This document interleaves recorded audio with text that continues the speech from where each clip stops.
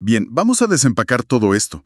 Si pensamos en un componente básico de cualquier computadora de esta década, digamos, ese espacio silencioso donde se guardan las fotos, los documentos, el sistema operativo, la tendencia general es verlo como, no sé, una simple caja de zapatos digital.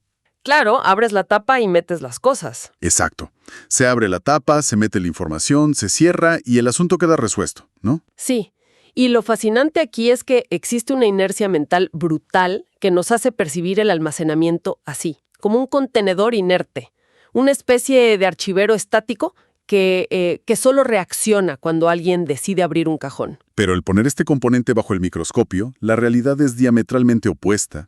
Esa supuesta caja de zapatos es hoy, es una metrópolis a nivel cuántico. Totalmente. Y el verdadero motivo por el que estamos haciendo esta inmersión profunda hoy, en pleno mes de abril de 2026, es que esa pequeña metrópolis de silicio se encuentra en el centro absoluto de una guerra global de hardware, una guerra impulsada, pues, de manera voraz por la inteligencia artificial. Sí, es un mercado súper tenso ahora mismo. Así es. Así que el objetivo de este análisis es desmitificar la complejidad oculta de las unidades de estado sólido, los famosos SSD.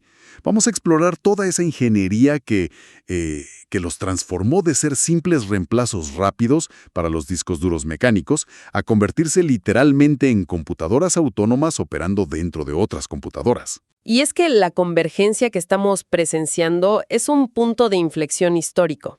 O sea, tenemos una densificación extrema a nivel físico que, empuja los límites de la química de materiales. Ajá. Además de un procesamiento interno que toma decisiones algorítmicas en fracciones de nanosegundo. Y todo esto choca con una volatilidad en el mercado global que carece de precedentes. Una tormenta perfecta. Exactamente. Y para entender la severa crisis de precios y la escasez que define el mercado actual, es obligatorio comprender primero el milagro físico que permite la existencia de la unidad misma. Y ese milagro empieza con la transición de la tecnología base, ¿verdad? Dejamos atrás los platos magnéticos rotatorios, esos discos duros tradicionales, ruidosos que dependían de un brazo mecánico, para adentrarnos en la memoria NAND Flash. Que en términos sencillos, el almacenamiento moderno consiste en atrapar electrones dentro de celdas microscópicas. Atrapados en celdas, claro. Sí, en algo que llamamos una puerta flotante. Y esto ha estado marcado por una carrera implacable hacia la densidad. O sea, los ingenieros necesitaban abaratar el costo por gigabyte a como diera lugar. Claro, al principio era carísimo. Prohibitivo. En los albores de esta tecnología, el estándar era la celda de un solo nivel, o SLC. Esta celda guardaba un único bit de información operando con solo 2 estados de voltaje posibles. Había suficiente voltaje para registrar un 1 o no lo había, y tenías un 0. Exacto, era un mecanismo súper robusto. Permitía hasta 100.000 ciclos de programación y borrado antes de que el chip, muriera. El problema estructural era puramente económico.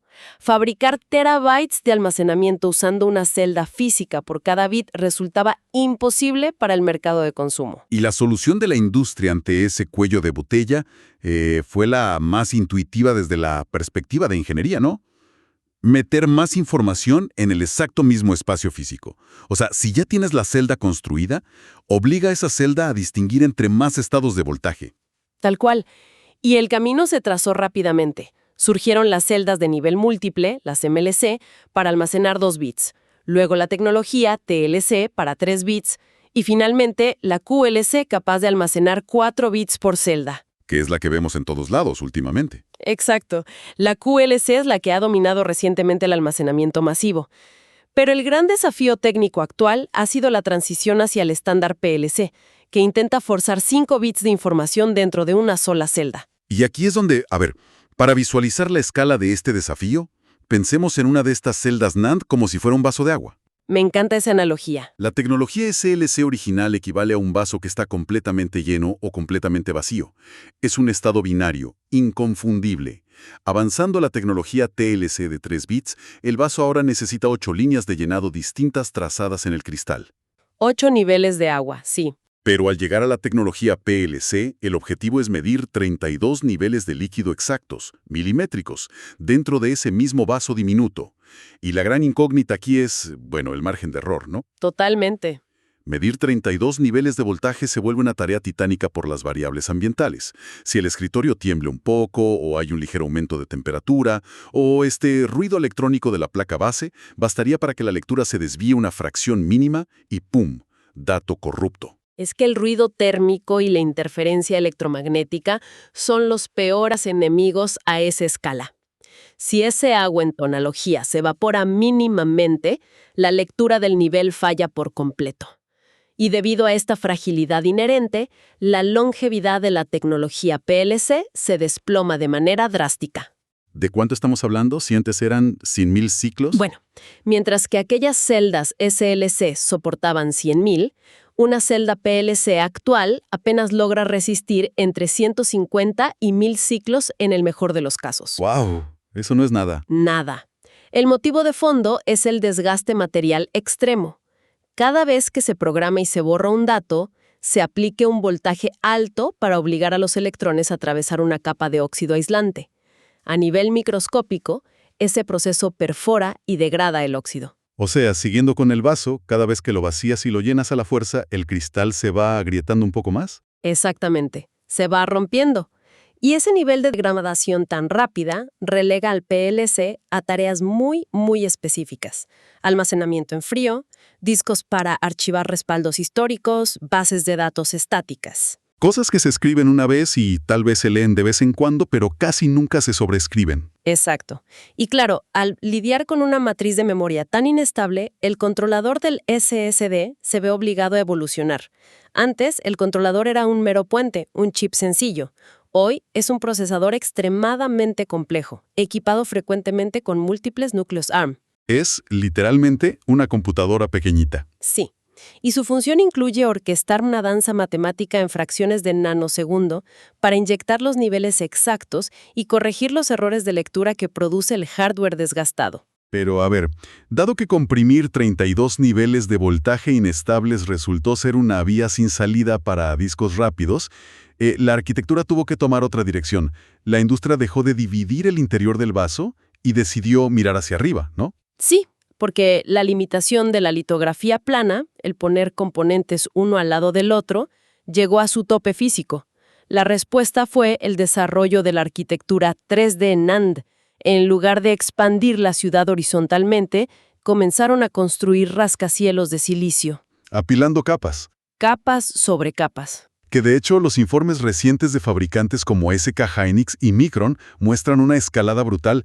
Ya están en etapas de producción de rascacielos que superan las 300 capas. Sí, el hito para este 2026 es producir obleas estables con 321 capas. Una locura. Pero incluso con edificios tan altos, la demanda mundial exige maximizar la densidad por piso. Y aquí entra la tecnología MSC. La celda multisitio. Esa misma. El concepto redefine la geometría. Como forzar 32 estados en un solo cilindro era insostenible, la tecnología MSC toma ese cilindro microscópico y crea una división física justo por la mitad. Como dos medias lunas. Exacto, dos receptáculos independientes coexistiendo en el mismo espacio. Y la genialidad de esta división radica en la matemática. Al tener dos medias lunas aisladas, cada mitad puede almacenar su propio nivel de voltaje. Y si cada lado solo necesita registrar 6 niveles distintos, 6 en una mitad, multiplicados por 6 en la otra mitad, generan 36 estados eléctricos posibles en total. o sea, 36 estados combinados superan la densidad de la inestable PLC que intentaba llegar a 32. Y mucho más estable. Volviendo a los edificios, es como decir, construir un apartamento de 32 pisos es muy inestable. Mejor construimos uno muy sólido de 6 pisos, pero lo hacemos tipo dúplex con divisiones de concreto. Esa es la idea. Mayor densidad de inquilinos, pero el colapso estructural es casi imposible. Y esa reorganización espacial es la que permite a la industria mantener viva esta, ilusión de capacidad infinita sin sacrificar la integridad eléctrica. Pero empacar trillones de datos de una forma tan hiperdensa desencadena un problema logístico monstruoso dentro del disco. O sea, cómo el controlador organiza, mueve y sobre todo borra la información sin arrasar con el rascacielos entero. Ese es el gran dolor de cabeza. El diseño de la memoria NAND impone una regla restrictiva. Los datos se pueden leer y escribir en agrupaciones pequeñas llamadas páginas. Pero por cómo están cableados los circuitos, el borrado eléctrico solo puede hacerse a nivel de bloques, que son masivos. Miles de páginas juntas. O sea, es imposible abrir un archivo de texto, borrar una sola palabra y volver a guardar el archivo ahí mismo. Imposible. El mecanismo interno, el leer, modificar, escribir, es exhaustivo. El controlador debe leer el bloque original completo, identificar las páginas que aún sirven, copiar esas páginas a un bloque nuevo y limpio, y luego... Y luego aniquilar con un voltaje altísimo el bloque viejo. Exacto. Y finalmente escribir el dato nuevo. Toda esta movilización de datos para liberar espacio se llama recolección de basura. Garbage collection. Sí. Y esto da origen a una métrica crítica, la amplificación de escritura, o WAF por sus siglas en inglés. Es simplemente el volumen total de datos que el disco realmente escribe en las celdas, dividido por la cantidad de datos que la computadora pidió guardar. Un ejemplo numérico aclara lo grave que es esto. Si un usuario descarga un programa de 1 gigabyte, pero el disco, en su intento desesperado por reorganizar la basura, termina escribiendo internamente 3 gigabytes de información, el factor WAF es de 3. Lo cual significa que estás consumiendo la vida útil del disco físico 3 veces más rápido de lo necesario. Para amortiguar esto, los ingenieros crearon el sobreprovisionamiento, ¿verdad? Así es. Consiste en ocultar deliberadamente una parte de los chips de silicio al usuario. En las unidades comerciales suele ser como un 7%, pero en servidores de grado empresarial esconden hasta un 28% o más. Sí, es análogo a dejar escritorios vacíos en una oficina abarrotada. Si dejas el 28% de los escritorios siempre vacíos, los empleados pueden apilar sus cosas temporalmente ahí cuando el equipo de limpieza pasa a fregar el piso. Claro. Pero el reto ahí es, con tantos datos moviéndose entre bloques viejos y nuevos, ¿cómo sabe el disco qué versión del archivo es la más reciente? Para eso está la capa de traducción de flash, o FTL. Es el cerebro de la operación. Funciona como un mapa cartográfico en tiempo real, almacenado en el chip de memoria RAM dinámica del SSD, la DRAM. Enlaza las direcciones lógicas que tú ves en la pantalla con las coordenadas físicas tridimensionales donde están los electrones. Pero el punto débil es que esa memoria de RAM es volátil. Extremadamente volátil. Pierde todos los datos y se corta la corriente. Si ocurre un apagón repentino, ese mapa desaparece en el éter. Y si el disco se apaga mientras movía gigabytes de información, y al encenderse no tiene el mapa, pues la unidad se bloquea permanentemente por seguridad. Es catastrófico. Por eso las unidades de servidores incluyen hileras de supercondensadores en la placa. Son como baterías de emergencia. Dan energía por unos pocos milisegundos. Exactamente los milisegundos que necesita el procesador para copiar el mapa de la DRAM hacia la memoria NAND permanente antes de apagarse. ¿Toda esta ingeniería solo para evitar la autodestrucción es abrumadora? Y además de proteger el mapa, el controlador tiene que corregir errores todo el tiempo usando los algoritmos LDPC. Los códigos de comprobación de paridad de baja densidad. Sí, emplean un método de lectura estructurado. Empieza con una lectura rápida, una decisión dura. Evalúa si hay corriente y ya. Ajá. Pero si el desgasto desplazó el voltaje y hay un error, el algoritmo escala a un proceso llamado decisión blanda. Una decisión blanda. Y supongo que el costo en rendimiento ahí es altísimo. Brutal. El controlador empieza a enviar múltiples ráfagas de lectura repetidas a la celda, alterando los microvoltajes en cada intento para adivinar matemáticamente el estado original. La tasa de recuperación es brillante, pero esta penalización masiva en la latencia puede incrementar el tiempo de respuesta en un 100%. O sea, un freno total. Y esta nos lleva a una máxima del hardware. De nada sirve tener rascacielos perfectos y mantenimiento avanzado si las carreteras para llegar a la ciudad están congestionadas. Las interfaces tuvieron que evolucionar del viejo cable SATA a los protocolos NVMe por la vía PCI. Y el ancho de banda actual es asombroso. Con PCI 5.0 logramos velocidades de 14.800 megabytes por segundo. Pero lo verdaderamente revolucionario ahora, en 2026, es el estándar PCI 6.0 con la modulación PAM4. Que abandona el código binario clásico, ¿no? En lugar de ceros y unos, transmite 4 niveles de voltaje diferentes al mismo tiempo por las pistas de la tarjeta madre. Exacto. Pero transmitir 4 niveles eléctricos a frecuencias tan altas aumenta la sensibilidad al ruido. Para contrarrestar eso, el estándar impone el uso del modo Fleet. Es un sistema de control de flujo que repara paquetes de datos corruptos directamente sobre la marcha, sin solicitar que se reenvíen. Como reparar el auto mientras vas por la autopista, sin frenar. Tal cual. Ahora, revisando los repositorios de GitHub sobre optimización de tráfico, específicamente de investigadores como Nick Terrani, me llamó la atención el protocolo ZNS, espacios de nombres zonificados. Ah, el ZNS es clave. Ataca el problema del desgaste de raíz. Divide lógicamente el disco en zonas, y la regla de oro es que todo se debe escribir de manera estrictamente secuencial. No se puede sobreescribir en bloques aleatorios. Al forzar esta secuencialidad, casi nunca hay que hacer recolección de basura. El WAP se acerca al ideal de 1.0. Pero a ver, aquí hay algo que me hace ruido. Llevamos largo rato hablando de lo increíblemente inteligente que es el controlador interno. Y de repente, con el estándar ZNS, se le arrebata todo ese poder de decisión para dárselo al servidor principal. ¿Por qué despojarlo de su autonomía? Es una decisión de escala, y es una muy buena pregunta. En los centros de datos masivos, los hiperescaladores, la previsibilidad milimétrica es más importante que la autonomía del disco. Exigen una calidad de servicio inamovible. No pueden permitirse las temidas latencias de cola. O sea, retraso sorpresa. Imagina un servidor de transacciones financieras sufriendo un retraso porque al controlador del SSD se le ocurrió que era buen momento para limpiar la basura interna. Inaceptable. Con ZNS, el servidor recupera el control dictatorial y suprime esas sorpresas. Tiene sentido. El administrador del edificio dicta a qué hora entre el equipo de limpieza. Y esto de pasar responsabilidades nos lleva al almacenamiento computacional, los CSD, donde el propio disco ejecuta la matemática internamente. Sí, los Smart SSD de Samsung y AMD integran aceleradores físicos FPGA directamente junto a la memoria NAND. Pueden filtrar bases de datos masivas o cifrar información de forma autónoma. Esto reduce el uso del procesador principal del servidor en un 97%. Es como magia arquitectónica. Pero, y aquí entramos a la parte más dura, todos estos avances se estrellaron este año con una fuerza incontrolable: la inteligencia artificial. Esto ha precipitado una crisis de escasez y de precios brutal para cualquiera que busque hardware en 2026. Sí, si cruzamos los datos de Gamers Nexus con los análisis de Coherent Market Insights, el panorama es asolador.